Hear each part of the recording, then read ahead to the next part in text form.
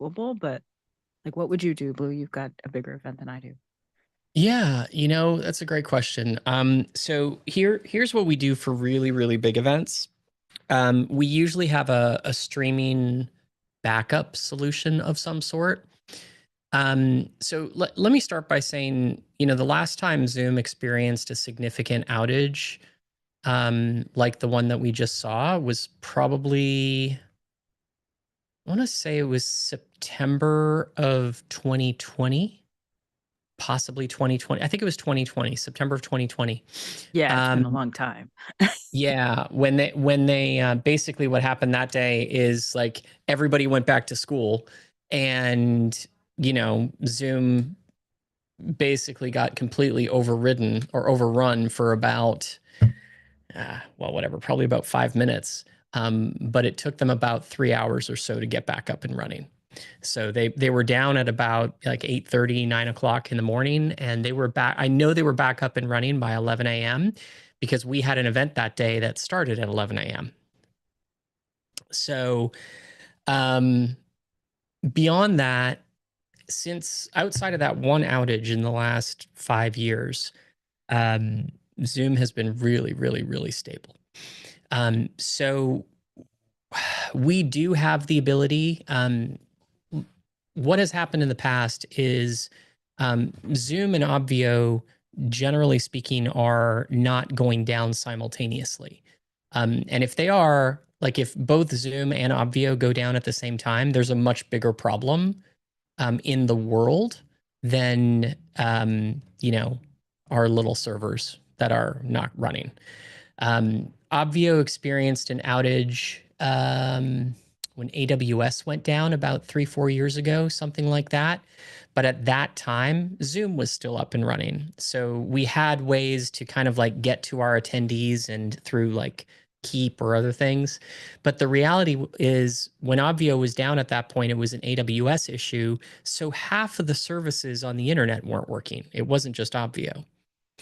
Um, so from an outage perspective, from a best practices perspective, I think it's valuable to have a way to stream to an outside service and then be able to put an embeddable player on your dashboard in a blog post.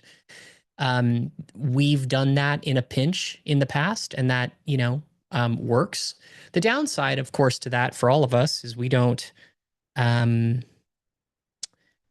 we don't have the ability to see attendees at that point. Um, and what I generally do, um, like we will do everything we can to not do that. So even if I think that it's going to, like, I won't do that right away. We'll send out an email and say, hey, we're aware of the issue. Like, we have some pretty decent contacts within Zoom, and that I was texting back and forth with over the course of the last hour and a half or so. So we had a really mild idea as to what was going on, and it felt as though it wasn't going to be something that was super long term, although 90 minutes is still 90 minutes, and when you're in a live event, that's a problem. So yeah, those are my thoughts. I don't know if that actually answered your question, Tamara, but that's kind of my No, thoughts. it does because it didn't occur to me either because Zoom never goes down, and I love Zoom so much that it went down, and I had heart palpitations and was like, send thoughts and prayers. I'm like, I'll have chocolate to get through this. But then it did occur to me, I'm like, well, you have an event coming up. What are you going to do? Because it is more of a high stakes thing, and so just curious what you would do, and that's actually really, really smart. So Yeah. not So that I that backed at up. least gives us, for some of our really large events, we have in the past just actually had a stream running that nobody's aware of, and had it already sitting on the dashboard in a blog post that was just not enabled. Yeah. Um, that um, that's I an mean, this easy. event is going to have a secret stream, so it's actually just the next step is just putting it in that blog post ready to go. Yeah. So Yeah. cool. Thank you. So, yeah, I think just making sure that you have a communication plan as well with folks is always valuable. The other thing I usually try to say to people, or I usually say, is don't encourage your people to leave Zoom. Because it's not uncommon for when Zoom has an outage like the one they just had, if you were in Zoom already, you didn't have a problem. The problem was getting into Zoom. So it's one of those things where, some people will shut their Zoom rooms down over lunch, as an example. I don't do that. And not only that, I actually encourage people just to turn off their cameras and stay in the room, because I'd rather them not go through, through that experience. Because the moment they leave, if like for Muddy, for you, like you're right, it would have said room is offline, because once they start trying to get in, if they weren't in already before the problem started happening, and my understanding is it started happening around 3 o'clock. So if they were in before 3, they wouldn't have had a problem. But the moment Zoom started having an issue, now you can't get into Zoom, and there's no backdoor in, right? I was talking with somebody else, and he was like, "I'm just going to put a direct Zoom link right on my dashboard. That'll fix it." I was like, "It actually won't, because the problem is not Obvio's Zoom account. The problem is Zoom. You just can't get into Zoom right now. So you're better off streaming to YouTube if you have that capability." So there you go. It's not fun. Um, it's kind of like, when we used to do in-person events, every once in a while you'd have a fire alarm go off in the building, right? And it's not, I mean, you can't present in the middle of a fire alarm. And people would oftentimes say, "So how do I plan for that?" I'm like, you don't. You you don't plan for a fire alarm going off. It's not likely to happen. Especially when we take a look at the amount of time that Zoom has been up consistently over the course of the last 5 years. Um, so it's good to have a backup plan, I guess. Um, but it's one that you really want to avoid instituting if you can, because here's the other problem. If you are streaming and now you get everybody onto the YouTube stream, once Zoom gets back on, now you have to get everybody back into YouTube or back into Zoom. So it creates another problem. Anyway, I know I definitely know it's a challenge, and yeah, I understand it. So, um, okay, so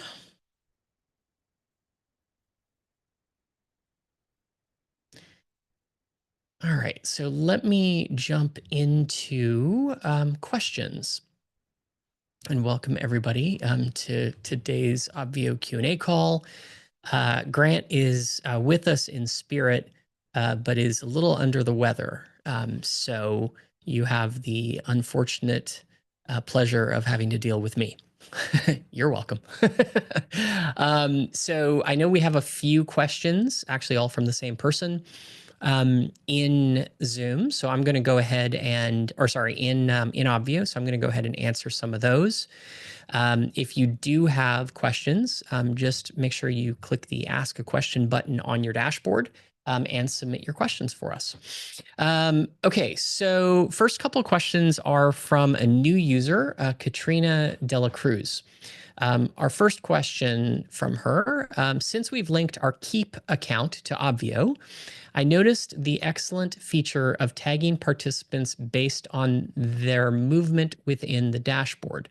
Is it possible to automatically transfer tagged registrants to the event dashboard as attendees? So I think I'm hearing. So I know I don't think Katrina is on with us. I think you're just going to be watching the recording.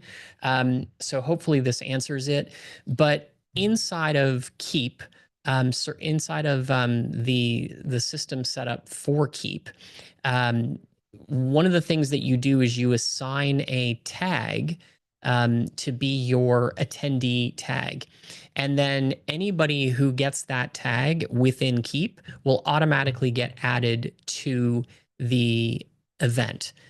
So you define that one tag, and when the attendees inside of Keep or the contacts inside of Keep get that tag, they're imported into Obvio, and then simultaneously a login URL is pasted back or copied back to a custom field at the contact level inside of Keep. That's another thing that you define. So you tell us, or you tell Obvio, the integration, which custom field you'd like that added to. Okay, the next question, can we tag participants once they've logged on into their dashboards? Yes, you can. So again, inside of the integration for Keep, there are 3 action tags that you can apply. One is created, one is waiver signed, and one is checked in.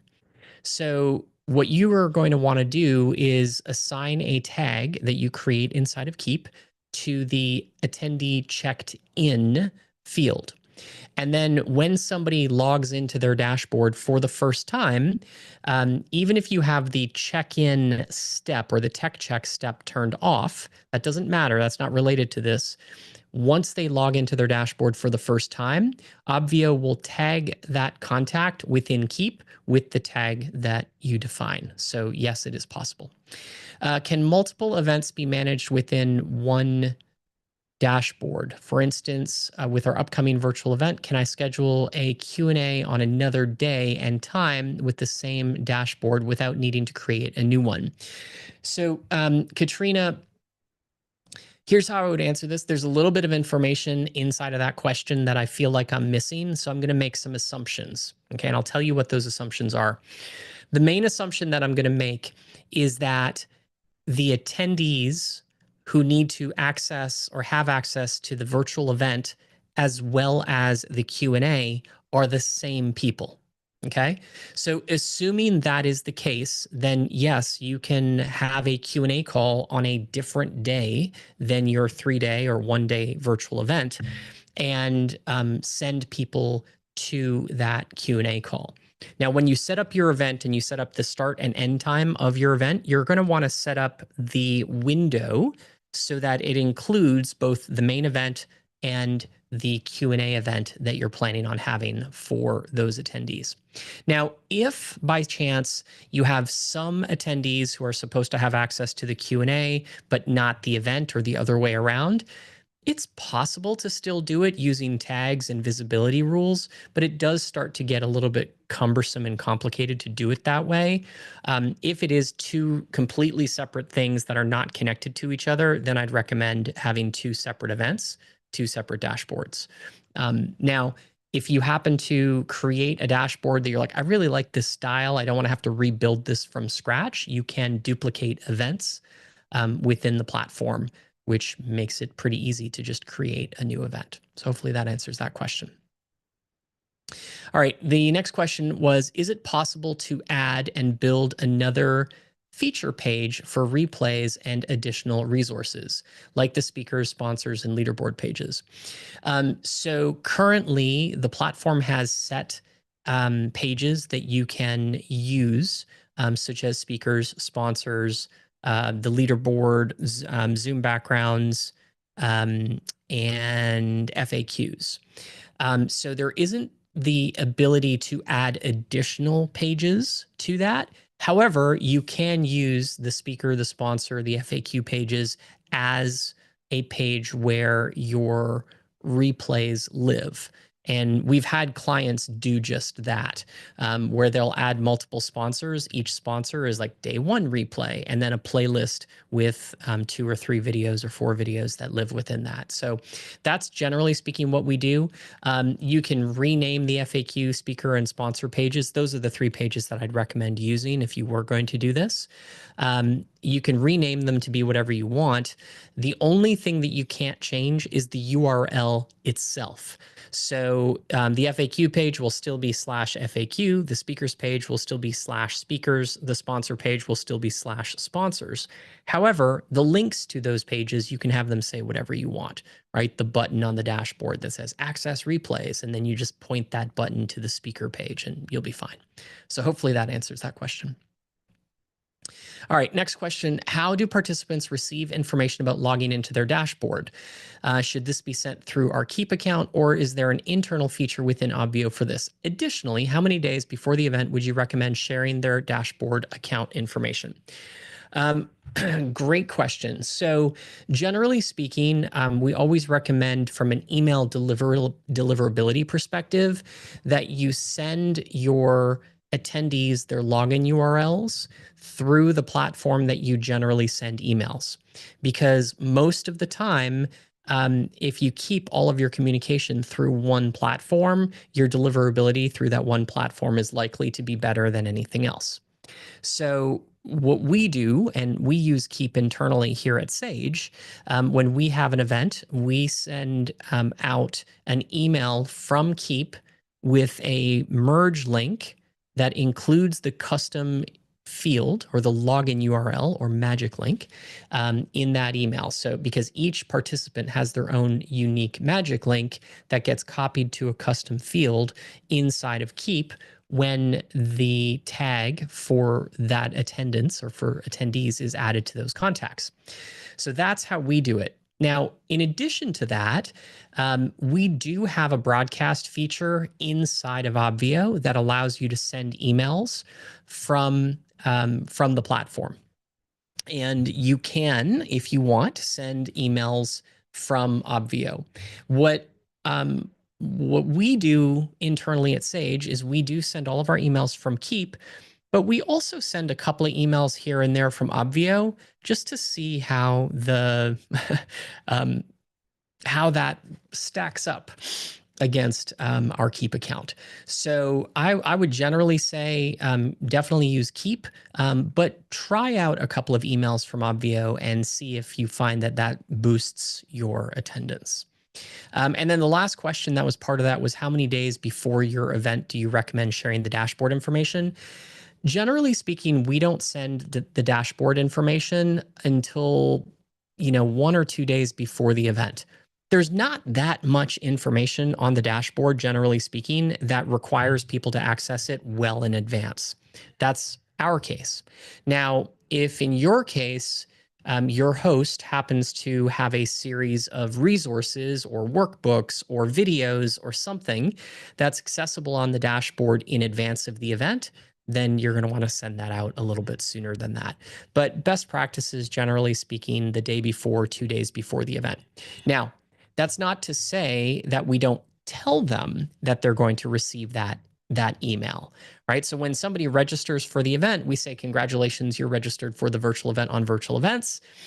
We will be sending your link to access the event dashboard to you the day before the event at 11 a.m. So keep an eye open for that email. Then the week of the event on Monday, assuming our event is Thursday, Friday, Saturday, which it generally is, on Monday, we'll send out an email that says, this week is the week. We're so excited to have you with us. And remember, Wednesday morning, we're going to be sending you a link to the dashboard. So we do communicate with our attendees and tell them what's going to be taking place. We don't just not tell them about the event dashboard and then send them the link the day before. So that's our processes, and hopefully that you find that helpful. Okay, Maddie has a question, and her question is, where do I find Obvio templates for my dashboard? So great question, Maddie. What I'm going to do is share my screen with you just really quickly. I'm in the Obvio testing account, which I'm in the event that we're all in right now. And if you go to event settings, further down, three or two options down, you see template. And here you're going to see the 6 templates that are available within the platform. And if you're not sure which one you're looking for, you can click View Sample Dashboard. That will pop open a new tab and allow you to see, in this case, the panels dashboard as it's intended to be used. Or you can go back and view sample dashboard on the lefty dashboard and see how it's meant to be used. Now, each of these sample dashboards is branded to be an event that is hosted essentially by Obvio. So keep in mind, oops, sorry about that. So keep that in mind. You can customize anything that you want for the most part within Obvio, but that's where you find your templates. Now, one other thing that I'll say to you, you generally won't, most people won't anyway, change templates midway through the build. Because when you can't, while you can technically change templates from one template to another within an event, it generally speaking is a messy process. Because what winds up happening when you go from one template to another, certain templates have some things in some places and other things in other places. So we've done our best to make sure that all the information remains accessible, but sometimes it looks a little funny. So I would, pick your dashboard, hope for the best, and kind of take it from there. So hopefully that helps. Okay, let me head on back to the event Q&A because I navigated away from that page. Okay, Obvio Q&A. And for those of you that do have questions, don't forget there is a ask a question button on your dashboard. And that is how you get your questions answered. I don't currently see any other questions in the platform. Maddie, how do I get to the page you showed the templates on? Have you created a new event inside of Obvio? No. Okay, so you're going to want to create your first event. And the moment you create your first event, Maddie, that's when the first time you access your event for the first time you access your newly created event, it'll take you right to the templates page because you can't customize anything until you've chosen a template. So create an event, even if it's just like a sample event or a test event or I'm messing around with Obvio event, whatever you want to call it. And once you click on that event from the organization page, you'll then be presented with the templates page, and it will ask you to appreciate it, man. It will ask you to select a template in order to move forward. All right. So high level, that is how you do it. All right. And for now, I don't see any other questions. Muddy, you should be able to unmute yourself and go ahead.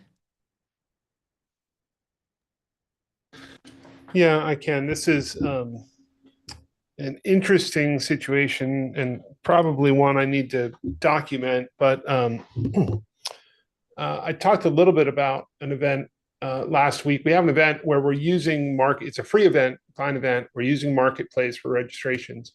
Oh, I meant to bring this up. We're at like 6,000 registrations. So it's a good stress test for Marketplace. Awesome. It's working well.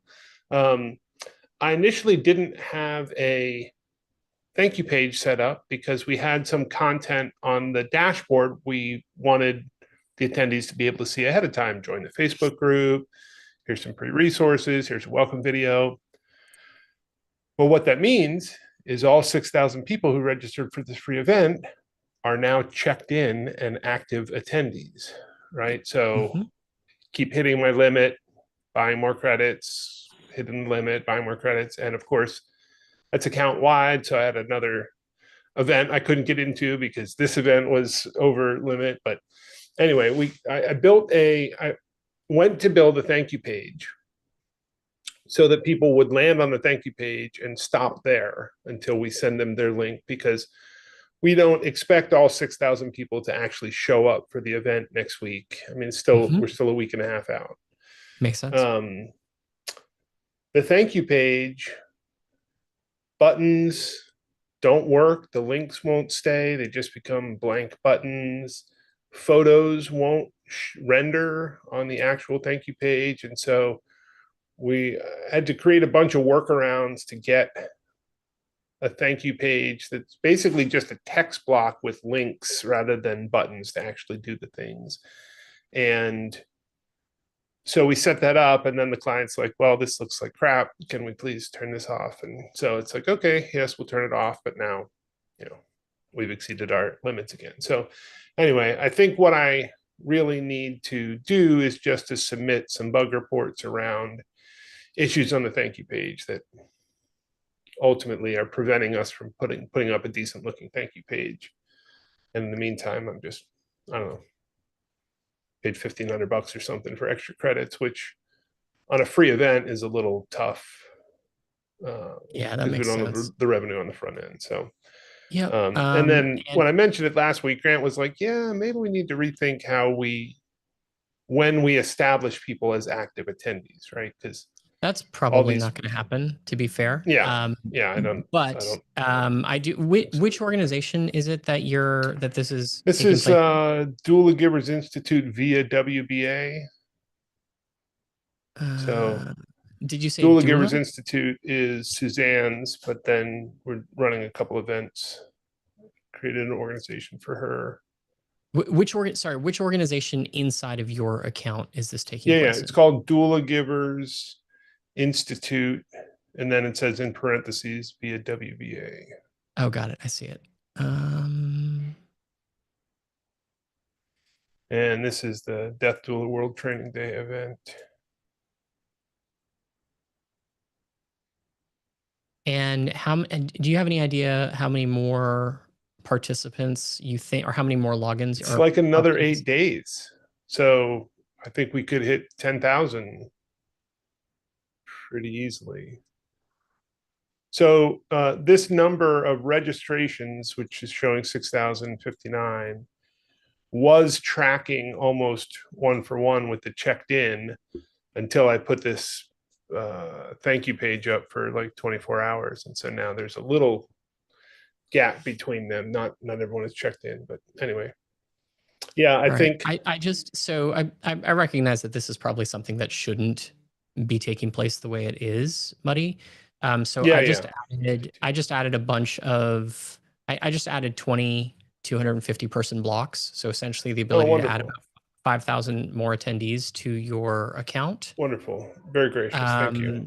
Yeah, so that's done. And it should we have some work to do in terms of how that shows up. Like the visibility into how many blocks you have and how many blocks you have. That was actually my question last week, was how do I just see how many blocks I've used and how they've been allocated to different events? And yeah, that is quite easily one of my least favorite things in the platform currently. So it's just not really obvious as to what's taking place there. I'm also going to issue a couple of refunds for you. Probably not going to issue all of them, but I see. no, and we expect to pay some because we hope to have a few thousand people at the event. So that's Yeah, no, I get that's it. So, legit. so what I'm gonna do is there's one 300 and two $200 um payments. Mm-hmm. I am um I'm gonna Well, that's great, and refund. I'll document the issues I was having with the thank you page and send in a I don't little think you video. need to. We have some Okay, pretty significant changes that are the page coming. builder. Yeah. Yeah, yeah, and Okay. that is going to be It'll that's going to supersede anything else. Yeah. it really will. So in the meantime, yeah, I've gone ahead and refunded 500 for you That's total, great. plus added the additional blocks. You should Yeah. be good for now. Let me know if you run Yeah. into any more Totally. problems. Okay. Thanks so much. It's great. Yeah, no worries. Okay, next up, Mabel Katz asks, um, Hey, hi. Thanks for all of these calls and the time. You're welcome. A couple questions. One, how do I set up a waiting room for attendees? I usually jump into the call 5 minutes prior, but not sure if there's a waiting room. I have a couple of co-hosts who would join me before I open the room. I hope this makes sense. It does. So, Mabel, are you with us? You are with us. Okay.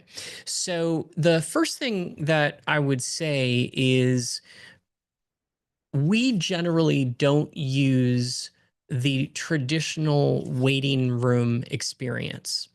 What we use instead is Obvio has built-in offline pages. So when you click on, and some of you may have actually seen these in the past, either on a Leap call or a TVE call, or even on this Obvio Q&A call, if you click on a link on the dashboard that goes to a Zoom area that is not yet open to attendees, you'll get an offline page.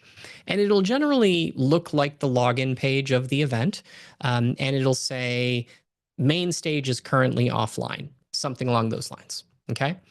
And that page, from a branding perspective, looks very similar or near identical to the login page in your event. So you can customize it to look and feel as though it's your event rather than a Zoom-based waiting room. In addition to that, inside of the Zoom area, you can actually modify the text that appears on that offline page. Here's what that looks like. So I'm in Zoom areas for my event right now. And when I click on main stage, you're going to see a little area here that says offline text. And when I click on that, right now, there's nothing in there. And that's because we haven't customized this. So by default, it always just puts area name is offline as the title. Now, instead, I could say the Obvio Q&A call is currently offline. So I can just say it like that. Then in addition to that, you can add some additional text down below. So I may want to say the weekly Obvio Q&A call takes place every Wednesday at 5 p.m. Eastern. What is that? 3 p.m.? It is 5 p.m. Eastern, right? 5 p.m. Eastern, 2 p.m. Pacific. If you are here outside of that time, no, we're not. Smiley face. Okay, so now I'm just going to go ahead and click save. Now, what'll wind up happening is now when somebody clicks on that page or on the button to go to the offline page or to go to the main stage and it's offline, meaning the area is closed, then they will see a branded page with my custom messaging on it. Now, to answer the second part of your question, which is you may want to get a couple of people into Zoom before attendees get in. Okay. Now there's a way to do that as well. So within this Zoom area, I have only one room. So I'm going to go ahead and click on this number 1 under the room areas. And I currently, it defaults to disabled, but there's this little registration enabled button. When you open it up, that gives you a direct link. Now, what that direct link does, I'm just going to copy it right here, open up a new tab and paste it so you can see it. But what it does is it takes you to a page that asks for a first name, last name, and email address, and it says join room. Now, what this allows you to do is give that link to your speakers.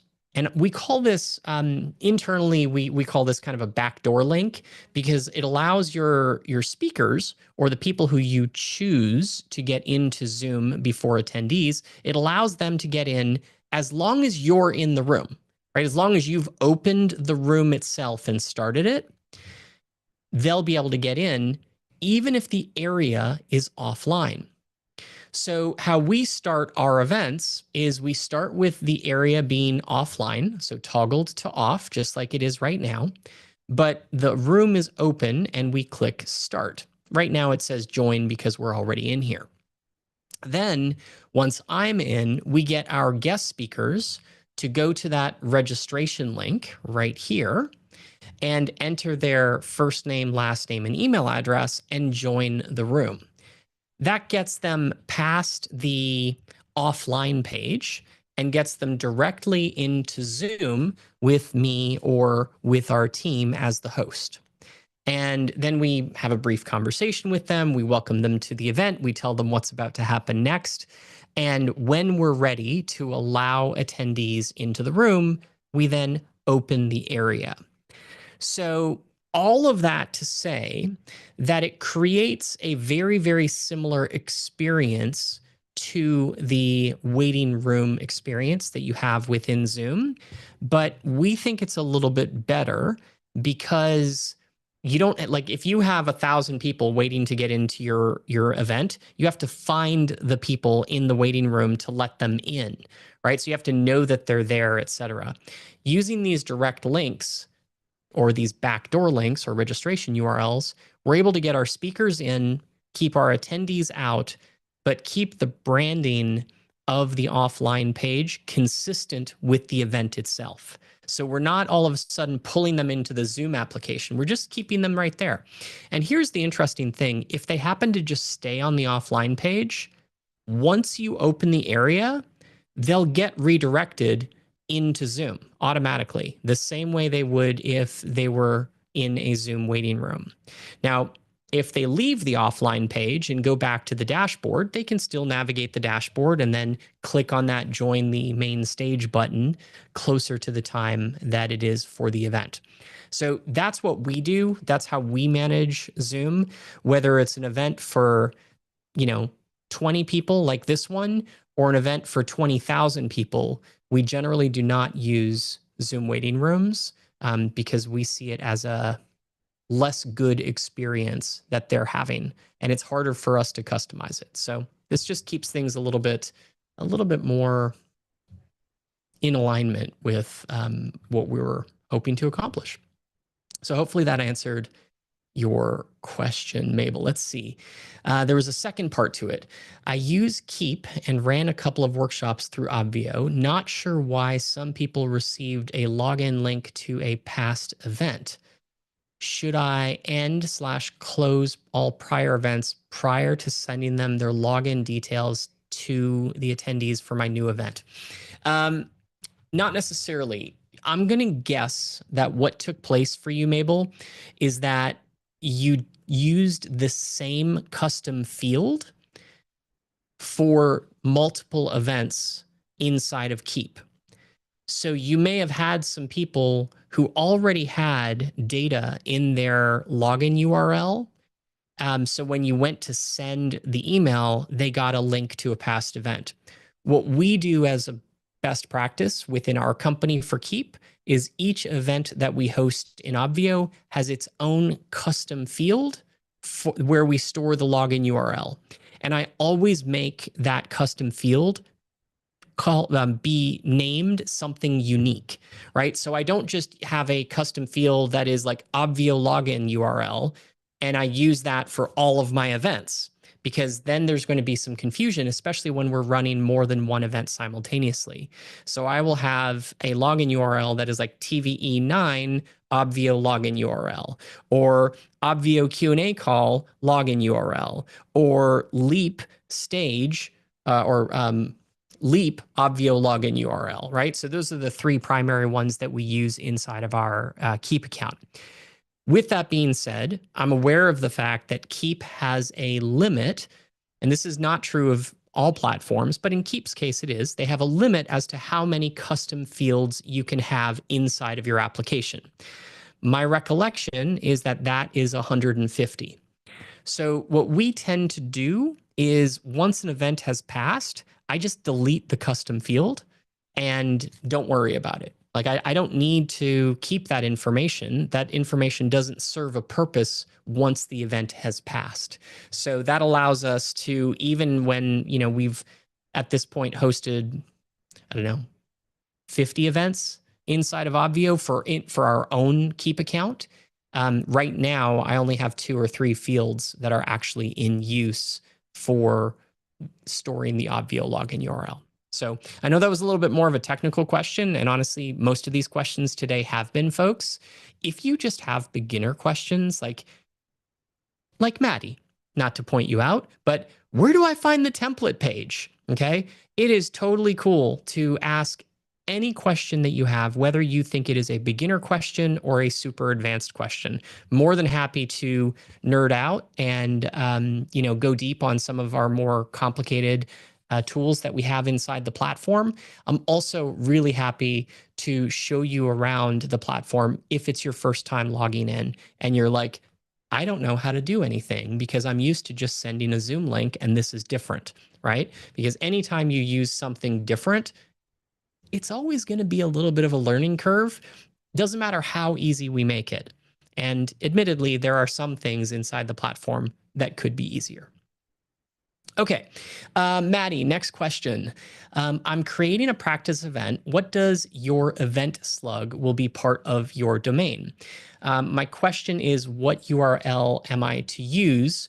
Is it for our website or ClickFunnels site? Okay, so what you're talking about, just so everybody has a sense, is when you are creating your event, you're going to be asked right here for a unique login URL. And actually, let me show you the exact page. When I click new event, it looks like this, right? So what you're going to start with is your event name. So blues test event, and then I'm going to put April 16th, 2025. Next up is the login URL or the unique URL. So currently, the URL or website that your event dashboard will live at is connected to one of these 4 different, actually, you may only have 3, but anyway, one of these 3 or 4 different domains, obv.io, bootcamp.live, or zoomiverse.com. I don't remember if everybody has eventsoft.io, to be honest with you. But what you add to that is, let's say I was going to create TVE 10, right? The virtual event on virtual events. Our next one is TVE 10. So I'm going to type in TVE 10. So now the website that my dashboard is going to live at is going to be tve10.obv.io. Now, if I didn't want to use Obvio, I may use bootcamp.live. So now my event will be accessible at tve10.bootcamp.live. So that's what that means. And that's how you're doing it. Now, if you're doing a test event, something that is really, really important is that these URLs are unique, not just to you, but to Obvio, right? So it is a system-wide unique URL. So rather than use like practice.obv.io, whenever I'm creating a test event, I make a pretty long login URL because it doesn't really matter. And I want to make sure I'm not taking up a URL that somebody may want to use. So I would go blue test event 0425. If I really want to go deep, I'd go 041625.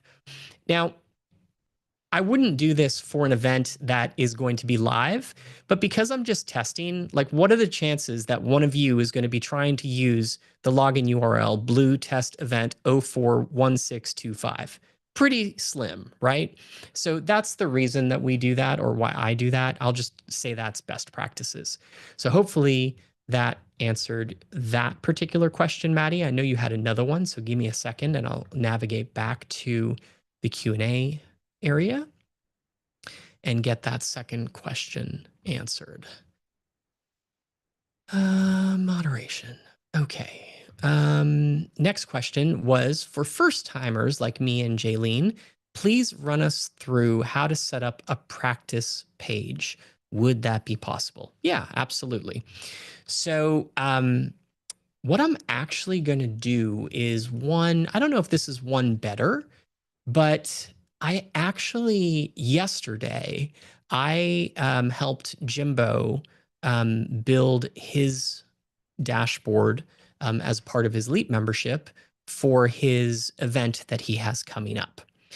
And one of the things that I did on that particular call is I recorded that Zoom call. It's about 35, maybe 40 minutes long.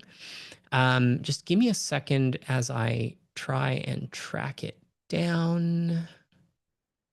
Actually, I lie. It's an hour and 23 minutes, so it's actually pretty long. No, it's an hour and 15 minutes. So I'm going to get a shareable link for you so that you can, and I'm going to post this in the Zoom chat. That is just a direct recording from my Zoom account. Let me just double check to make sure this is the right one. Hey, everybody. So if you're watching this recording, it's because you wanted to know how to build. Yep, that's the right one. All right, good news. So what I went through this pretty fast, Maddie, but one of the things that I was doing and the reason I recorded it is I was building a dashboard from scratch for Jimbo. Okay. And it's so but at a high level, let me kind of give you the short version of what that looks like. So I'm going to go to my events page. Now, I happen to have quite a few events in here, but we're just going to create a new one. And if you're just playing around, if you're just testing, this is what you would do. I'm going to create a new event. I'm going to call it Blues Test Event April 16th. Wow, I'll get there. 2025. And then Blue Test Event 041625. Time zone, I'm just going to select New York because that's the time zone I'm in. And because I'm just playing around, I'm not going to bother making any other changes on this particular page. I know I have to put in an estimated number of attendees, so I'm going to think big and put 1,000. From there, I'm going to go ahead and click Create. Now, when you click Create, it's going to create your new sample event. In my case, Blues Test Event, April 16th, 2025. Now, when you click on it for the first time, it's going to take you to the Choose Your Events template page. Now, this is where you select which of the 6 templates you want to use. Now, if you're just getting started, I would say to you that the easiest one to get started with is the cards template. It is, I think, probably the easiest one to customize and make pretty much look like your own website really easily. Now, you can start with an empty template, but what I would recommend if you're just getting started is click the option that says Start with Demo Sample Data. And rather than starting with a dashboard from scratch that has absolutely nothing in it that you have to figure out where everything goes, what that's going to do for you is it's going to start to build your event using the sample data that exists on the sample dashboards, right? So the cards sample dashboard is this right here. It has the Obvio logo up at the top, a little welcome message. It's got 6 buttons. It's got a little sample blog post, a little sample event agenda, some downloadable resources, a blog post, all those things. So this, rather than starting with an empty template, this gives me kind of a baseline to go in and start making changes. So I'm going to click Select. And the first time you do that, it's going to take a couple of moments. But once you get to the event statistics page, your event is ready to start designing. And I always start personally just with the dashboard. What's my actual dashboard going to look like? So I go under Design, and the first one at the top is Dashboard. It's the one that gets selected automatically by default. Now, you'll see as I scroll down that this looks very much like the sample dashboard that we were looking at a few moments ago, which I don't remember where that link is. But anyway, and it gives me the opportunity to modify it. Now, inside of Obvio, when you are getting started, a couple of things to keep in mind. Think whenever you hover over something and you see a little gear, like this one right here, that's going to pop open what we call a configuration panel, or config panel for short. And most config panels have settings, styles, and rules. Some of them will only have settings. Some of them will have settings and rules, but most of them are going to have these three things. So we try to keep the user interface consistent. So when I hover over this logo up here, because let's say I want to get rid of the Obvio logo, you'll notice there's a little gearbox right over there. When I click on that, the logo is right there. So if I want to remove the Obvio logo, I would just click confirm like that. And now if I click save, Obvio logo is gone. So I happen to still have some of the things that I was working on for Jimbo's dashboard yesterday. So I'm going to go back into where the logo was. I'm going to click upload, and I'm going to grab Jimbo's logo for his event and click open. Now, when I do, similar to what you can do inside of, a lot of other platforms, you can select a portion of an image, but I'm going to actually skip resizing and just import the logo just as is. So now I'm going to go ahead and click save. And all of a sudden, now instead of the Obvio logo up at the top, I have my ready for your close-up with Jimbo Marshall event logo. Okay. The next thing I'm going to do, I want to get rid of these Zoom galleries in the background. And you would think in this particular case that I would just click on the gear and there would be an option to remove the background. The cards template has something that's unique, which is the settings for the background. These background images live under global styles. So I'm going to go down to global styles, and you'll see that there's 3 backgrounds uploaded. I'm just going to go ahead and remove all 3 of them because I want a very specific background for this particular event. I'm going to go ahead and click image, and I've got this brick logo or brick image that I want to be my background for my dashboard. So I'm going to go ahead and click open, skip resizing once again, and now click save. Now, when I do that, when I go back to dashboard, you'll notice that the brick is the background and the logo for the event is up at the top. Now, if I want that logo to be a little bit smaller, I just go in, adjust the size down a little bit, and click save. If I want it to be bigger, the opposite would be true. Now, from here, I've got 6 buttons. And these buttons, the sample dashboard has 3 on the left that are one color and 3 on the right that are the other color. One of the most common questions that we get is, can I have these buttons be different colors? Yes, they can all be a unique color. You do not have to have 3 the same color. This was just a design choice, not a technical requirement. So for main stage, I'm going to go ahead and click on the gear. I'm going to go to styling, and I'm going to change my background color to be like neon green. Okay. And click save. That's the only thing. That's the only change I'm going to make. Now all of a sudden I've got this neon green main stage button. There is another change that I am going to make because I think that's a hard one to look at.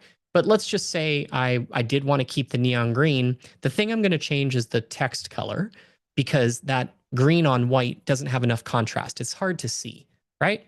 So I'm going to go back into the button, and under typography, there's text color and text hover color. I'm going to click on the little square and just select kind of like a charcoal gray for text color. And then I'm going to select a darker charcoal gray for text hover color. I'm going to do one more thing, which is I'm going to customize my hover background, and I'm going to also keep it green, but I'm going to make it a little bit darker. Okay, actually, I'm going to make it lighter. I'm going to go a different direction here.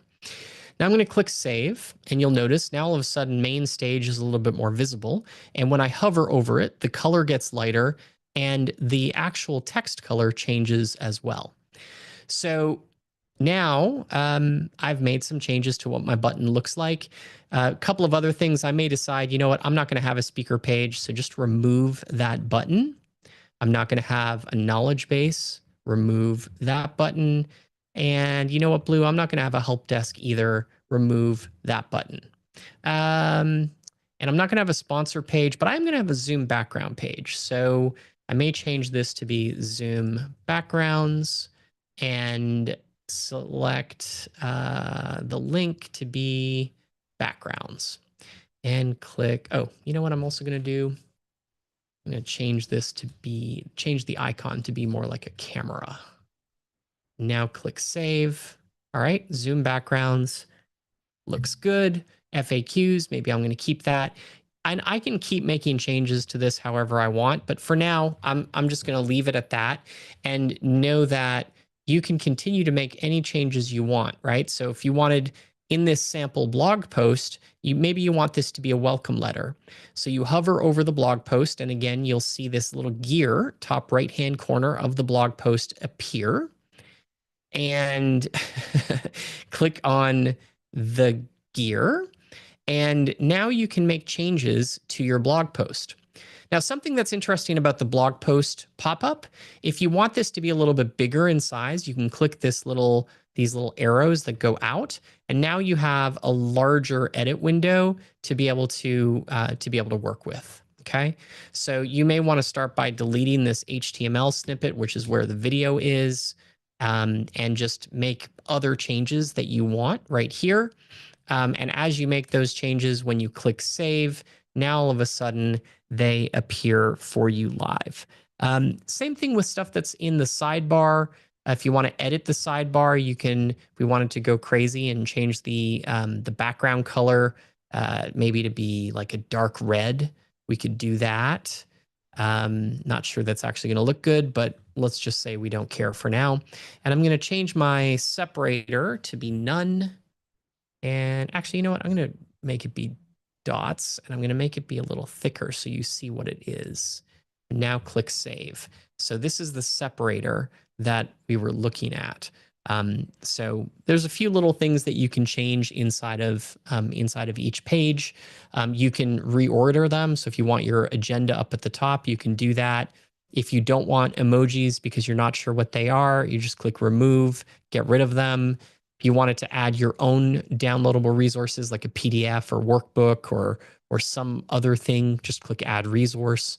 And now you can, drag and drop a file or redirect to a link. Like maybe you have a Facebook group as an example. So I would put Facebook group, and then I would go Facebook, https://facebook.com/groups/Obvio App.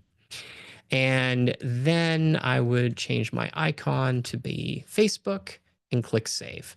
So now I've got Facebook groups as a downloadable resource. Now I know that's not a downloadable resource because that's a link to an external site. So I may want to change this from downloadable resources to just say resources. Okay, so there's a series of things that I just kind of changed pretty quickly. I do think that this cards template, once you get a little bit of a knack for it, is pretty easy to customize, pretty easy to use. If you want the buttons to be a little bit more narrow, you can. If you don't like the rounded corners of the navigation kind of button panel in the middle, you can change those to be square. You can add borders around them. A lot of the things that you can do inside of a lot of different platforms as it relates to buttons, you can do here as well. So hopefully that gives you at least a starting point to start playing around. And here's the other thing that I'll say for you, Maddie, and anybody else who's just starting to play around with the platform. You can't mess anything up, right? Especially if you're just testing out the event. Worst case, the worst thing that happens is you make a whole bunch of changes and you're like, oh my God, this is the ugliest dashboard I've ever seen. Great. Delete the dashboard. You can delete the entire event and then start again. That's it. Like, what's the worst that happened? You figured out a couple things that you don't like and you started to get comfortable with using the platform. the dashboard that I created yesterday for Jimbo, and admittedly, I use Obvio a little bit more than most people. But the other thing that's true, there are some people that have actually started using the platform more than me. So, I know Muddy uses it a ton. I know, Grant obviously uses it a lot. But in general, the platform, once you get used to it, which I recognize sometimes takes a little bit, but once you get used to it, is really easy to find your way around. The dashboard that I created yesterday, I'm just going to log into so that you can see it. Um, this is that dashboard, right? So we had the logo, that same brick background. We had a couple of buttons here on the right-hand side. We had a blog post that had a background image of Jimbo. We have a little, event agenda. Plus, we have a couple downloadable resources. Again, we put his logo down at the bottom. There's a meet your host page. All of that start to finish, including the login page. So this is the login page if somebody happens to land on the login page. All of that start to finish took me an hour and what did I say that recording was? 15 minutes. And it took me an hour and 15 minutes because I was explaining things as I went. Okay. If I just kept my mouth shut and actually built it, I probably could have done it in half that time. So I'm not suggesting that it'll take you 30 minutes to build a dashboard, but once you get comfortable, it probably is going to be about that. And listen, you may build your dashboard and then keep tweaking it for like the weeks leading into your event.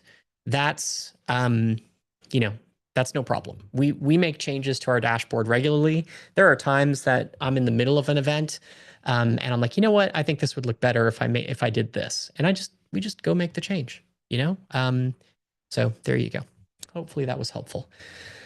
Let me pop back to the Q&A session or the Q&A section because, of course, as I was playing around and moving around the platform, I moved away from that.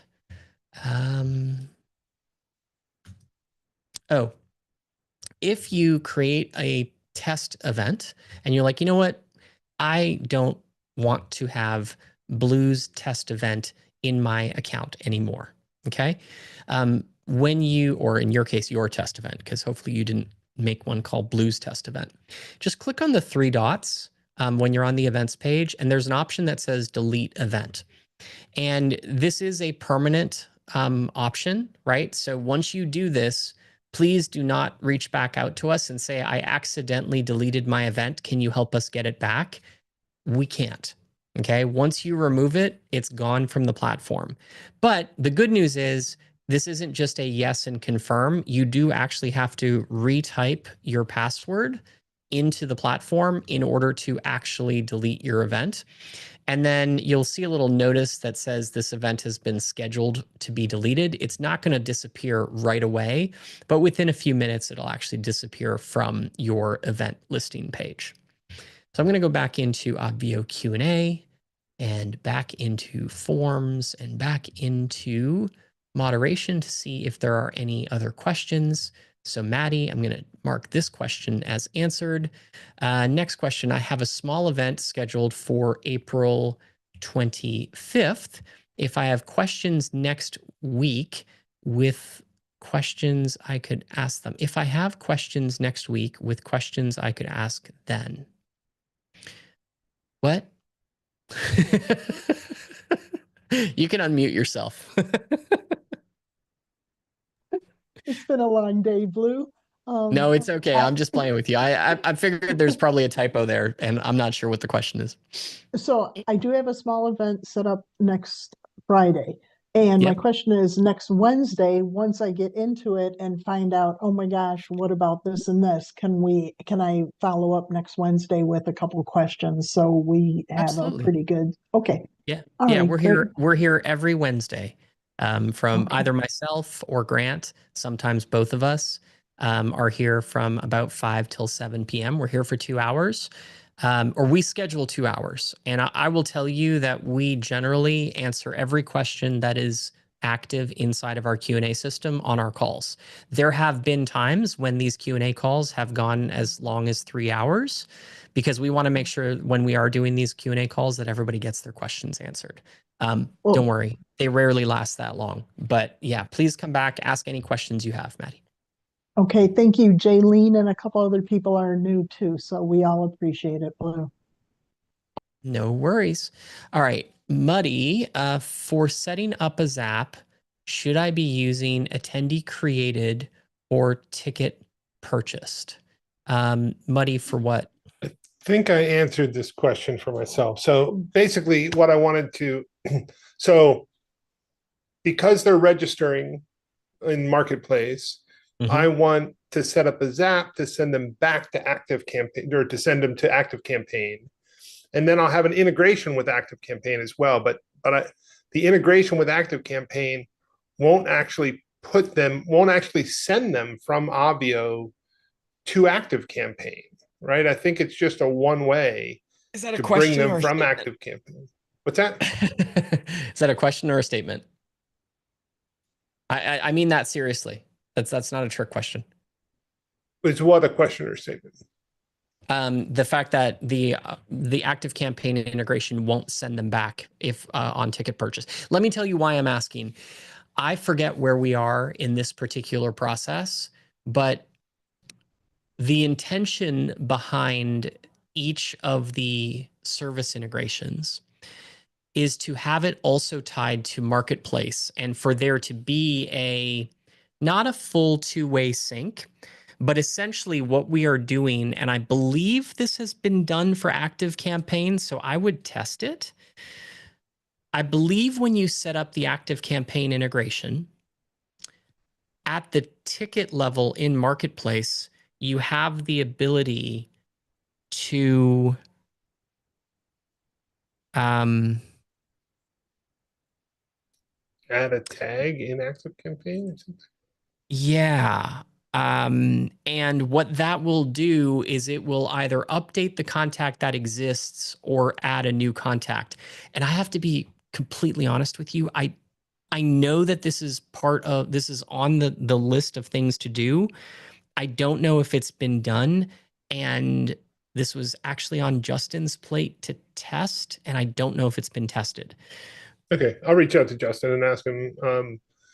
But the intention, Muddy, like the intention behind it, if it hasn't been done yet, I will tell you that the intention behind it is so that at the ticket level, you have the ability to add a contact and specify a tag at the ticket level, right? So that way, if you have a general admission and a VIP, you can apply a GA tag and you can apply a VIP tag. The other thing that it's supposed to do by default is in terms of how we engineered it for Active Campaign, is it's supposed to also add the ticket tag that you specified inside of the service integration. The master tag. Exactly. So what should wind up happening if you have the service integration enabled, at least this is the intention. If this is not the case, then I'd love to know so that we can maybe push to get this one done. But if you have your Active Campaign integration set up, when somebody purchases, that contact will be sent to Active Campaign, and we do two things. Number one, we check to see if the contact exists. Yep. If the contact exists, then we apply the tags for the event itself and for the specific ticket. If the contact is new and does not exist, then we create the contact and apply the event tag and the ticket specific tag. Oh, that's great, because that's exactly what I was going to set up in the Zap. It should, the intention is for that, that's how it's supposed to work. Now, what should wind up happening, Muddy, this is the cool part. Once you apply the event tag, like once the purchase applies the master event tag, that then sucks back any existing tags that contact has in Active Campaign, because the regular sync now takes over. And that's the important part. So if they purchase the high ticket offer, they then get into the welcome celebration and they see the visibility and those kinds of things. Yeah. So that's exactly the way I want to use it. Okay, cool. Full transparency. I don't know if that is complete. I know that that is the intention when we started adding the service integration into Marketplace. Should be easy enough to test. So I'll do that now before I finish the Zap. And just to complete the loop, one of the there are several trigger options using Obvio as a trigger. And one is that a ticket is purchased. One is that a new attendee is created. And I was initially thinking, well, I want the ticket purchase because that means they came through Marketplace. But what I realize is we are also, because this audience tends to be older and not highly technical, we're actually redirecting the login link which is redirecting the base URL to the sign up page so that just in case there's no friction when they actually try and enter the event. And so they could be created that way if for some reason they didn't come through Marketplace. And so I think what I want to make sure I capture everyone, if I were to create a Zap, would be that an attendee created. Because even if they come through Marketplace, it will create an attendee and it should fire off that Zap because an attendee was created. Yes, it should. Maybe. That is exactly what it should be doing. The Marketplace integrations, including the Zapier side of things, I am not 1,000% on. So I'm not, because I haven't tested it myself personally. But yes, that the intention is that when a ticket is purchased through Marketplace, it will trigger, or it has the potential to trigger a Zap. If I was you, let's play this out and let's pretend that the ActiveCampaign integration is working as intended. What I would do is I would still have a Zap under that was done for attendee created. And I would probably, that way I would be capturing anybody who was created using sign up or manually or whatever. Yeah, exactly. That is going to, admittedly, that is going to shouldn't create duplicates. It's not going to create duplicates, but what it's going to do is it is going to create like the Zap it's going to fire that Zap whether the attendee comes from ActiveCampaign, from Marketplace, or from sign up. You know what I mean? Like it's going to all three things. It'll use a bunch of Zap transactions, but that's fine. But what I may do if I was you, I think you'll probably have less people go through the sign up page than you think, especially if you're sending out login URLs. Right. So I would probably, under the sign up page, there's a page settings. Yeah. And you can apply tags and groups. So what I would probably do is I would do a manual application of a tag that way. And then at the end of the event, I'd just do a full export and say, here's everybody who came in through the sign up link. Okay. That's great. Good advice. That way you're not like just pounding your Zapier account, especially if it's the same event that is upwards of 10,000 people. It is. Yeah. Yeah. Because that's going to get expensive, and I can't provide you with credits for Zapier. Fair enough. All right. Let me double check to see if there were more questions. Yours was the last one I saw. Although somebody had their hand raised. Was that Jaylene or Barbara? It was Barbara. Okay, cool. Give me 1 second.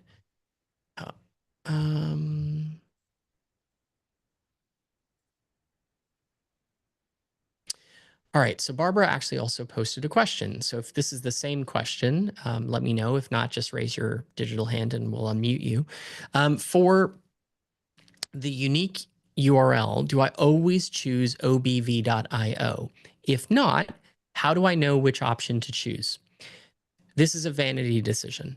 There's no technical reason to choose Obvio or one of the other three, okay? The only reason that you may be like, I don't want to use obv.io is you may say, you know what, obv.io shows that I am using that particular login URL, shows that I'm using the Obvio platform. I want to be as white labeled as possible. So now you could use bootcamp.live, zoomiverse.io or zoomiverse.com, or whatever the other one is, eventsoft.io, right? So that's the only reason to want to use one of the other platform or one of the other URLs. I will tell you this, me personally, I don't think it matters. Nobody really reads the URL. And for us, I don't, even clients that have a pretty tight leash on, for clients who have a pretty tight leash on their branding, how about this? I'll tell you this. We actually use obv.io because it's the shortest of the login URLs. And then we just make the front end longer, right? So let's just say if I hypothetically, this isn't necessarily the case. So hypothetically, if I was Tony Robbins, I would use like unleash the power within.obv.io, because unleash the power within is so much longer and so much more clear than obv.io. And people will just be like, I don't even know what that is. It doesn't matter. Unleash the power within. Awesome. I'm in the right place. So yeah, there's no technical reason. It is strictly a vanity or a looks and branding decision. We do have the intention this year of adding custom domains to organizations so that an organization can have multiple domains that you can assign to Obvio and then have multiple events within that domain. That has not, I don't have a timeline for that outside of saying the intention is for that to be this year. And with that being said, some of you who have been around long enough probably heard me say the same thing last year. So don't hold your breath.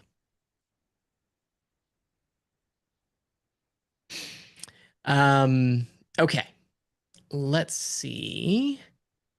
Barbara's hand was raised for the same question. Got it. Okay, cool. Any other questions that I can answer for you guys today? No? All right. Trying to think if there's anything that I can share with you. I don't have anything new inside the platform right now or anything of significance. I know our team, the things that we're working on behind the scenes on the platform are a series of, let's just say, some continuity updates inside the platform. Let me tell you the big one that we're working on, just so you hear it. There are some things that when you are making changes to a thing, that item, as you make like this a size change or a color change, it shows you inside of on the editor exactly what it's going to do and what it's going to look like when you click save. And then there are some areas where it doesn't, right? And there's no rhyme necessarily or reason to that. So that's one of the continuity things that we're working on, is having live previews be the same across the entire platform. Barbara, yes, you can. Another thing that we're working on is some minor changes to how Zoom works with Obvio, and having a couple of settings be accessible to users. Some people have asked for the Zoom Q&A function to be accessible inside of Obvio events. So we're going to be enabling that as an option for you.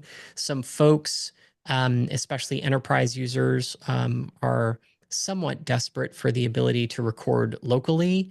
That's going to become an option at some point in the not so distant future, and a few other small items as well. For the most part, most of the things that people want to do are already enabled inside of Obvio. So there's not a whole lot of things that we have to do, but we do have a couple of changes coming your way to give you a little bit more control over the a little bit more control over the Zoom experience. Okay, let's see. Barbara asked, I made a new profile in Obi. When it gave me this summary, it had very little to do with what I typed in. I'm wondering if if there was something I did incorrectly or if that just happens sometimes. I don't know. You want to share your screen?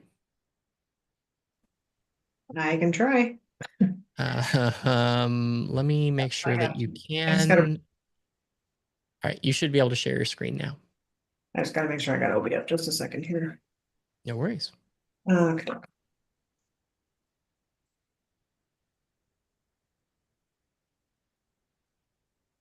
Have a good evening, Damon. Good to see you.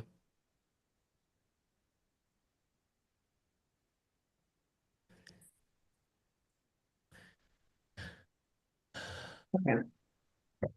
I'm obviously past that. I went past it, but let me get back to my blocks. So I made a new profile, just trying it out.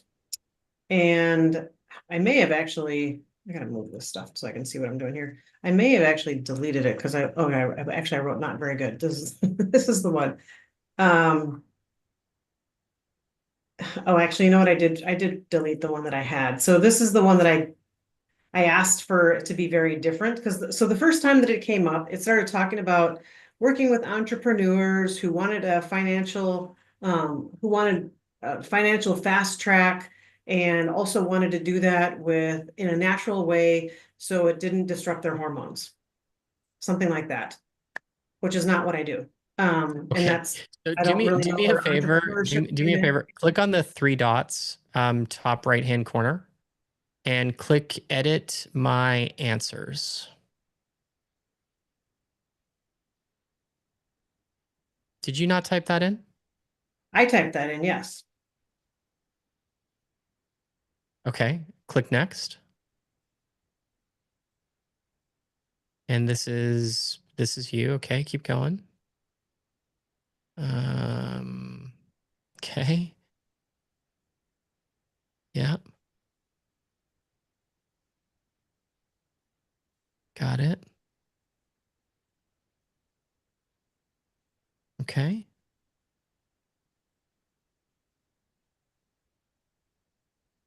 Okay.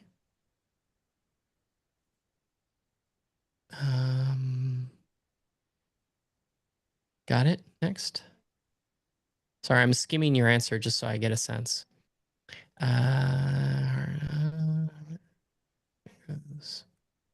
Okay, next. Okay.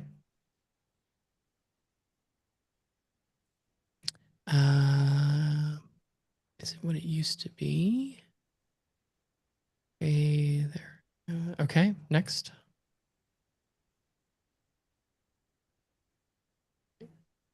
Okay. Yep. Yep, great. Okay. Go ahead. Mm-hmm. Okay.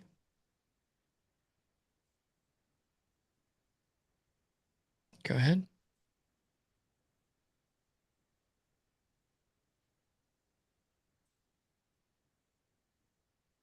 Okay.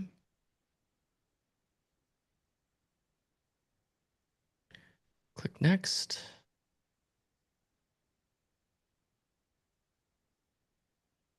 I ended up regenerating it a few times and I added in a lot of notes to finally get what I had.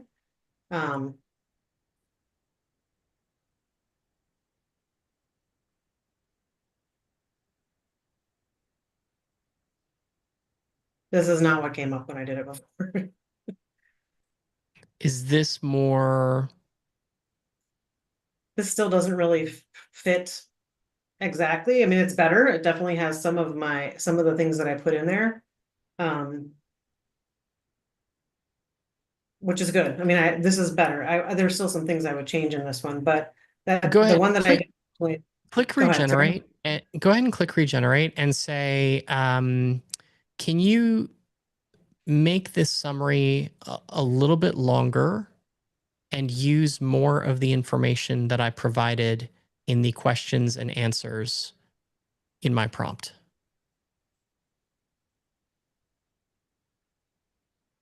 and then just click regenerate. Let's see what that does.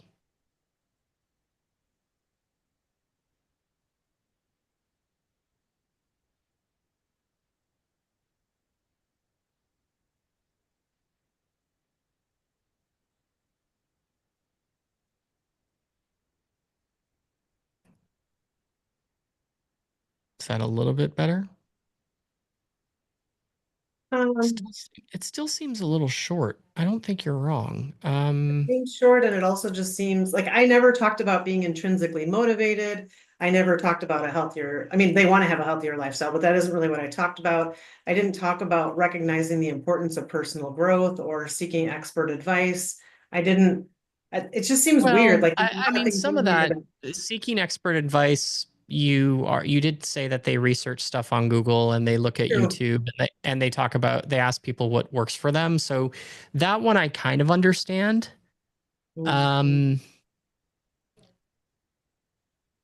I mean, it also talks about desire to feel more energized and fulfilled in both their personal and professional lives. Yes, that's true. That's what I'm saying, is this is okay, but it's not really like, I try to think of who I was before all this happened, and none of this would have rung true with me. Like, I would have just been like, I just want my symptoms gone, and that's why I tried to put in so many symptoms, and how I answered several of those questions about this is the problem, blah, blah, blah, all these symptoms. What are they going to overcome? Blah, blah, blah, all these symptoms. And I just find it curious that like none of that's in here. No, nothing about, I shouldn't say nothing. Hormonal imbalance is not in here. Um, it just seems odd, which is fine. I mean, I can redo it. And my first one that I did when we were doing our mastery day turned out just fine. So that's why I was really surprised today when I tried it again, because the one we did on mastery day just turned out exactly like I needed it to be. So, Um, yeah. yeah, give me a second. Can you do me a favor? The URL on this page up at the top, can you copy that and put it into the Zoom chat? I'm gonna dive into, or I'm gonna see if I can find, I'm curious what the actual prompt looked like to get that. Um,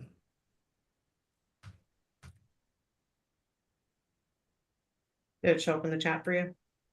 it did. Okay.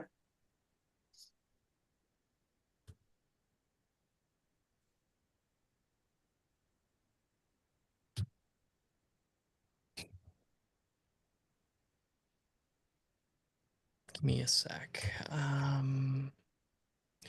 While I'm doing this, does anybody else have a question?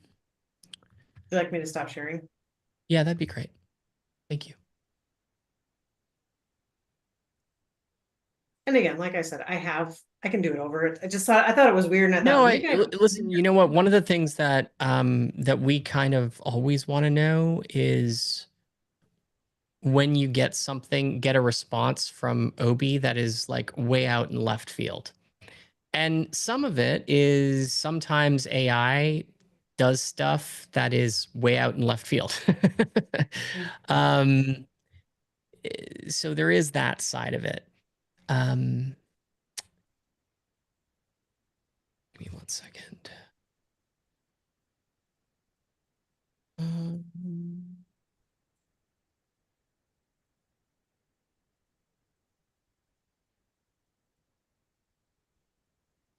Okay. I'm probably going to need to grab one of our developers to actually figure this out.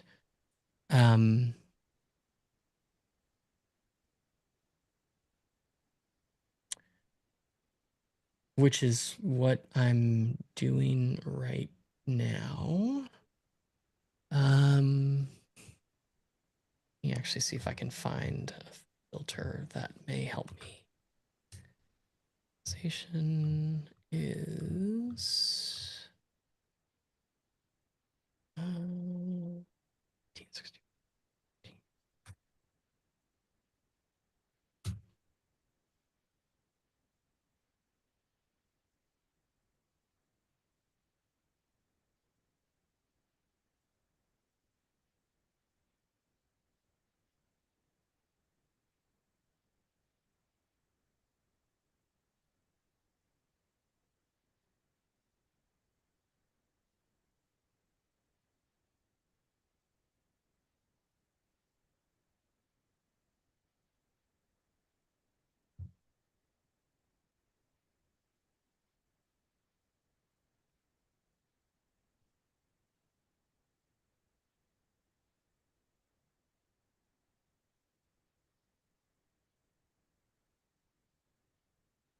Sorry, I'm just trying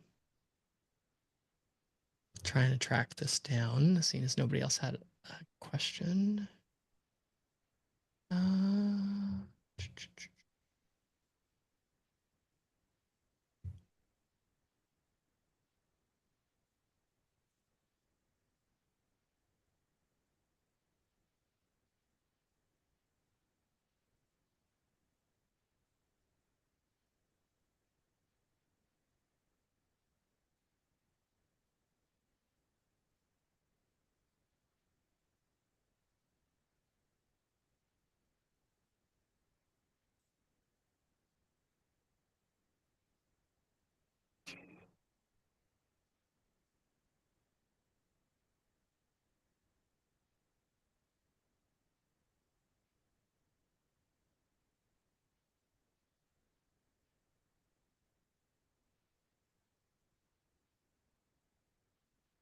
I am actually looking for something, so just give me a couple seconds.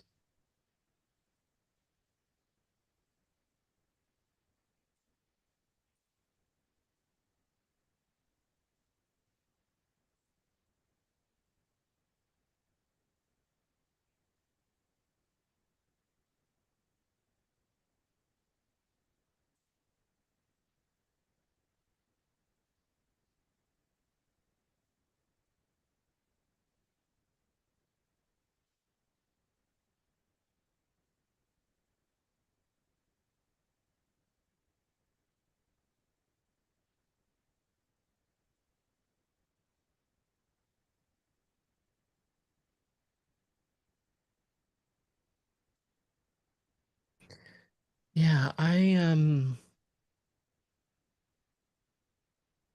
one of the things that I was wondering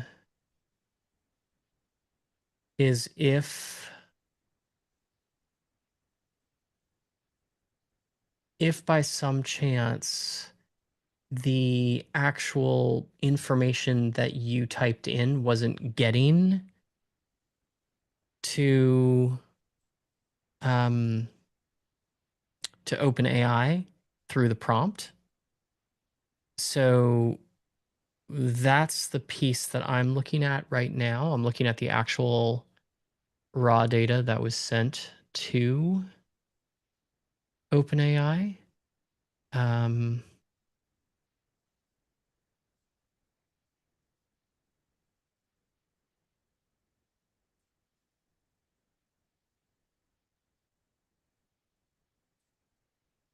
And I see it all. So it's interesting. Like the prompt is structured the way I would expect it to be. So I wonder if it's just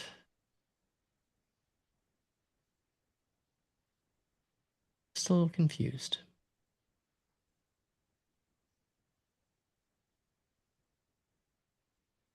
Like if just OpenAI or like ChatGPT is essentially like, I don't know what to do with you. I don't know.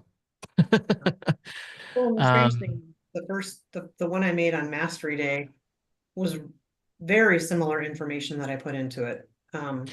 Yeah, and that's the piece that I'm a little that I'm marginally confused by. The prompt for this first block that we're talking about is it's very rudimentary. Like it's not we're not actually at the point where we're asking OpenAI to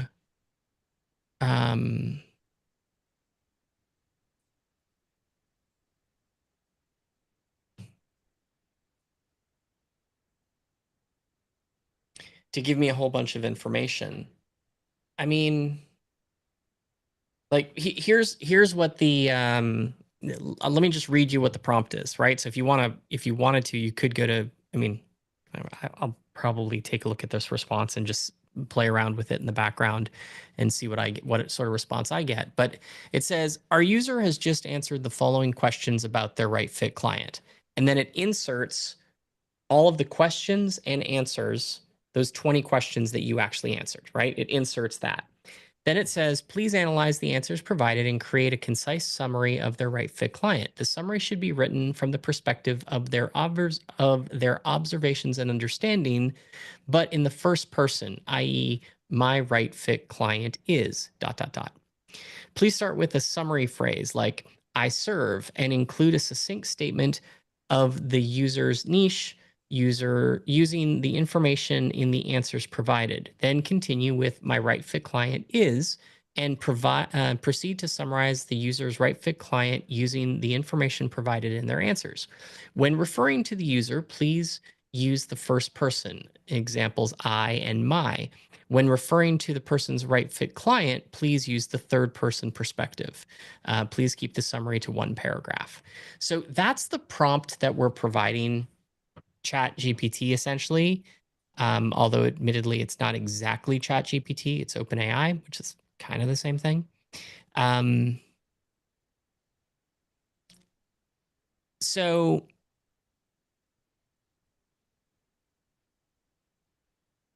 yeah, I need to find the. It looks, to be honest with you, it really does look right to me. In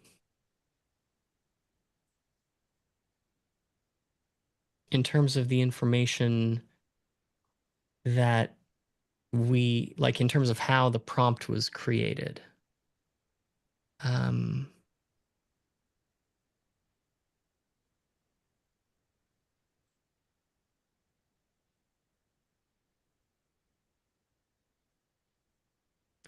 This could just be a function of ChatGPT is just hallucinating a little bit,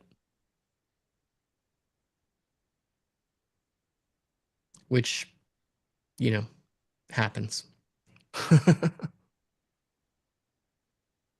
Okay. Yeah, like I said, I don't mind either way.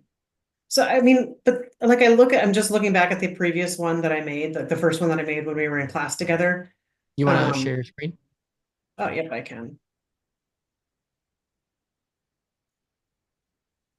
And I know I didn't do any kind of a regenerate on this one because I was like, let me just take it as is because we were going through things and I didn't want to miss what was going on. But it kind of just adds in some of the things that I actually wrote into the prompts. Yeah, I can see that. That's why it's a little bit off to me.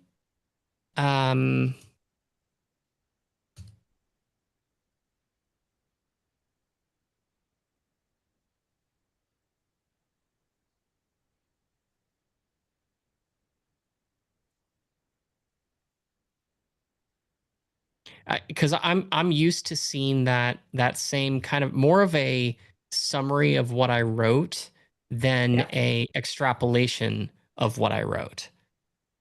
And what I'm seeing in your prompt or in your response that you got is more interpretation rather than summary. Yeah. Which is not what I would expect. Okay, well, I'm glad I shared it with you. So I'm good to go. Like I've just been using this one here and I'll try to make another one some other time and see if it gets better. But yeah, I'm this going to, if it's okay with you, I'm going to go in and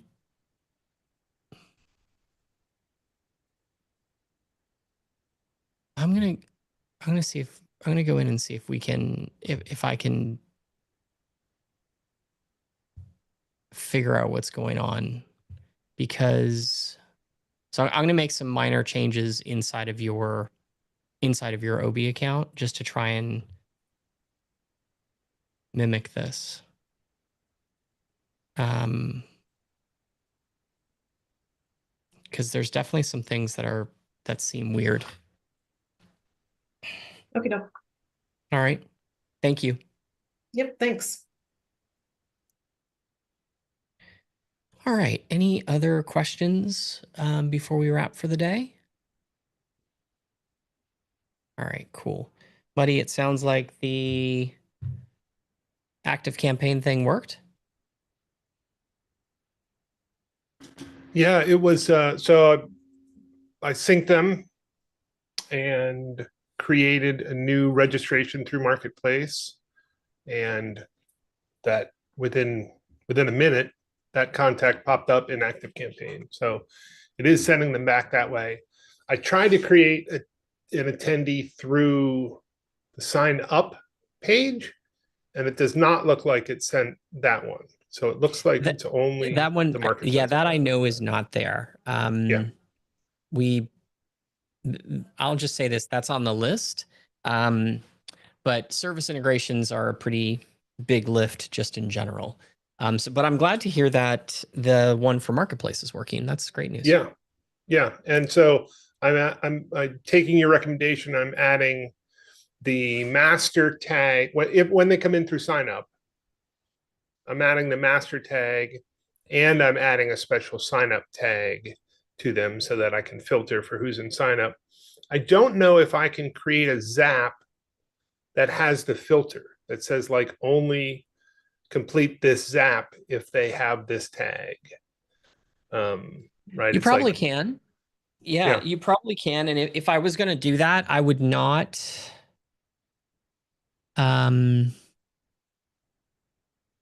I wouldn't add the master tag in that case.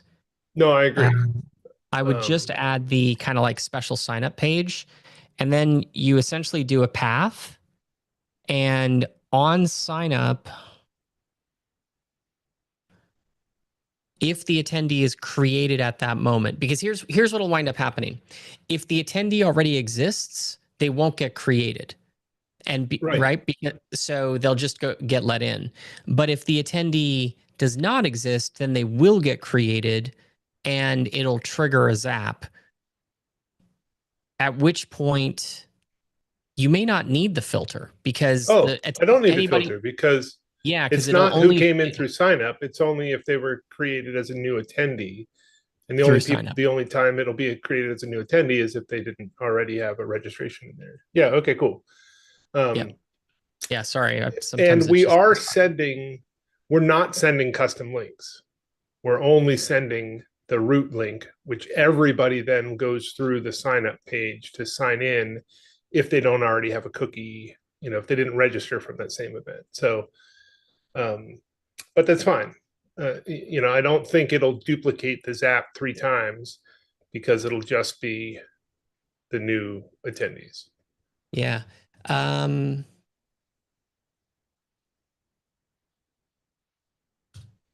Why, you might ask? I'm not gonna ask that. There's always a reason for it.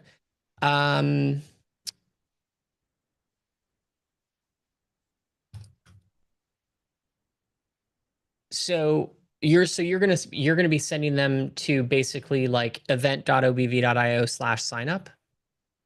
No, we're just sending them to event.obv.io. And I've got a script in there that redirects that URL to, on the login page, it redirects it to the sign up page. So if they already have the cookie, if they registered on that same device, they click event.obv.io and it brings them to the dashboard. Yeah. So now if they registered on a different device, it'll bring them to the sign up page. Totally. So now I am actually going to ask that question. Why are you doing that?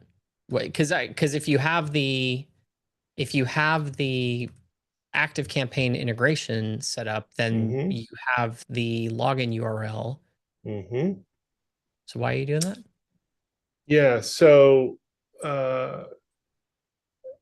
they have had trouble with attendees in the past who weren't, for one reason or another, were not able to get in with their custom links. And they found that there was just more friction with troubleshooting. Let's say there's 1,000 people and 50 people have trouble, like whatever. It just takes them more time and effort on staff custom on support to try and get the handful of people who can't seem to figure out their custom link, can't get it to work, than if they just send everybody to the sign up page and they just come in that way.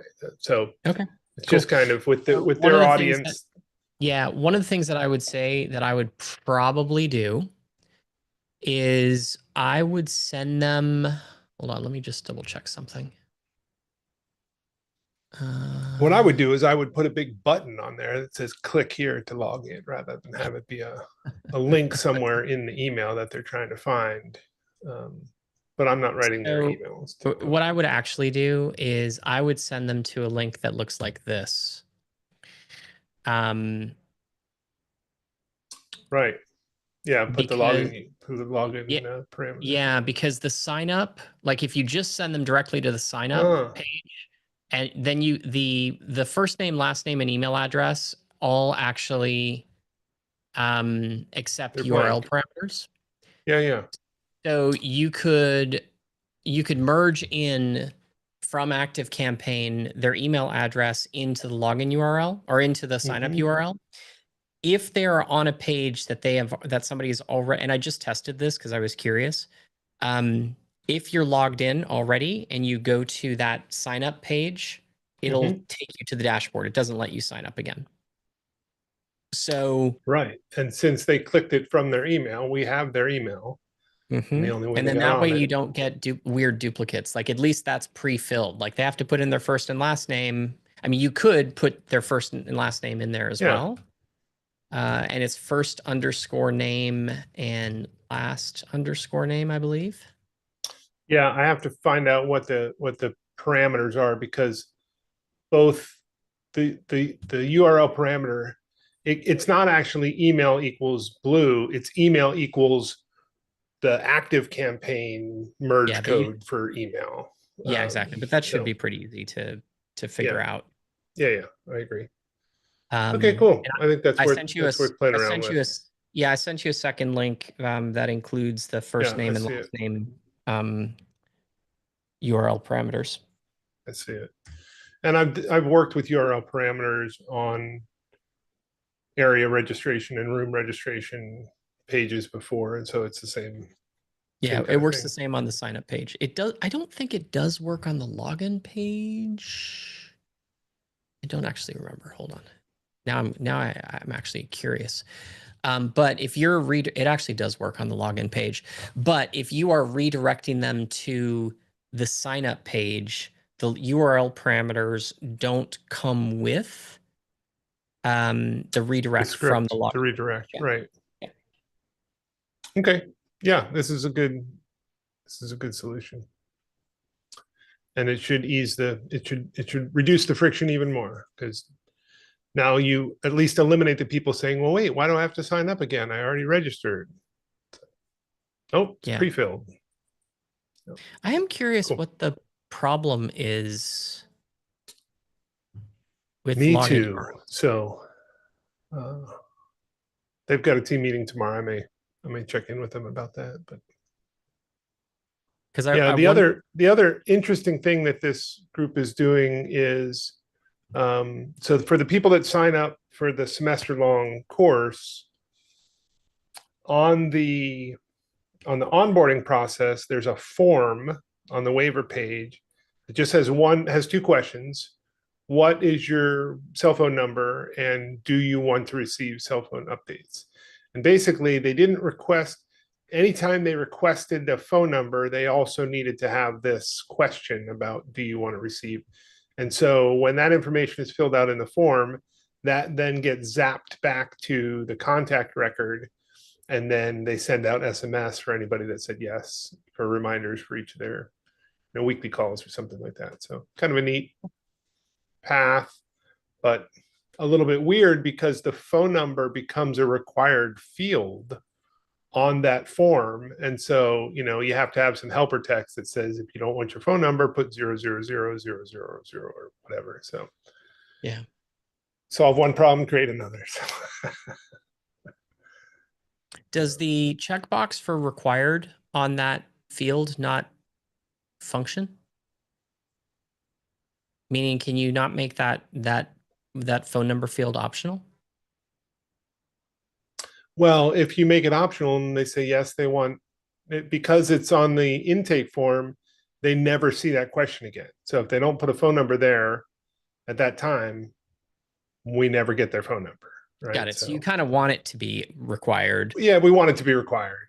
Yeah. We could make it optional, but it again, this is working with primarily older adults who are, helping loved ones in the dying process, and so they've got a lot on their mind and not a lot of tech. Totally. They're not high tech, so trying to Yeah, keep yeah. it as easy as possible. Yeah, that's the piece that I'm wondering why the magic links didn't work, because And perhaps it was the way that they were sent, right? Like, because I know that some of the systems, it's a little funky how you put a link in that is a custom field and Mhm. still make it a link. I remember, looking at it in Keep with you in an automation at one point. It was like you got to go through some special Yeah, things. So it's possible that the team sent some things that they weren't actually clickable, and then people had to copy and paste them, or who knows? I'm I not sure will tell where. you this. We have started, for the most part, just inserting that link as plain text. There are very few email applications that don't Don't recognize it recognize. and make it a hyperlink. Hmm. Okay. Yeah. Right. And you could even put in, like, in the PS, like, did the link above not work for you? Just in case, here's an alternate. Try this one. Well, Right. and that's been the best practice. Like if we have it mass, if it says click here to join the event, whether it's a button or just text, we Mhm. also have at the bottom a PS, which I learned from your guys' messages, that as a kind of best practice, putting the actual link down at the bottom. Yeah. It's ugly, but it's at the bottom, right? So, Yeah. Yeah. whatever. I mean, listen, they are ugly, but they tend to be, oddly enough, they're the least technical way to get somebody into the dashboard, because it's just click. Once you Yeah, send them to a sign up page, it's click and type. It's actually yeah, click, type, click. yeah, So, exactly.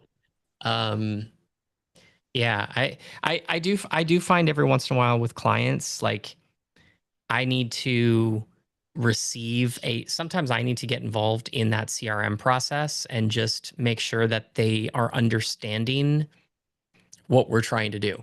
Like, I had a client that was, I'll just say this, a not insignificant client in the last 6 months, that I told them exactly what link to send out and what merge field they were using. HubSpot, I think. So we were synced up via HubSpot, and the information lived in a custom field. And I said, that's the field that you want to send, and just send it as plain text. Don't try and make it a button. Keep it nice and simple. And every time you send an update email, an email to come show up, this is what I want you to do. Then they also had some registration links, like a speaker link, and they had a link for team to get into a couple of the different rooms for Zoom Sure. moderators and stuff like that. And somehow the person who was supposed to send out the emails wound up sending out the registration URL as plain text rather than merging in the field. And then they were like, I don't know why it's not working. And I was like, what did you send? Like, and send me a copy. And then I saw it and I was like, that's not the right link. What the? Were you high? So anyway, yeah, it is sometimes, people with the best of intentions mimic their audience. Yeah, and with the stakes are relatively low on a free event, but we're moving towards a bigger event with bigger ticket prices and a bigger offer, and so then the stakes get a little higher. And Well, and because honestly, listen, even an event with 10,000 people that's free, the stakes are high, yeah, because you're exactly. expecting 2,500 people to show up. Yeah, that's exactly right. Yep. So, Yep. yeah, no, I get it. All right, cool. Well, guys, thank you very much for some great questions. Grant, thanks for just hanging out on mute and not showing your face. Let's keep it that way. And we all hope you feel better soon. And for everybody else,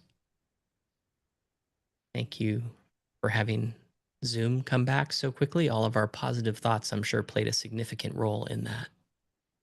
And we'll talk to you all next week. Thanks, guys.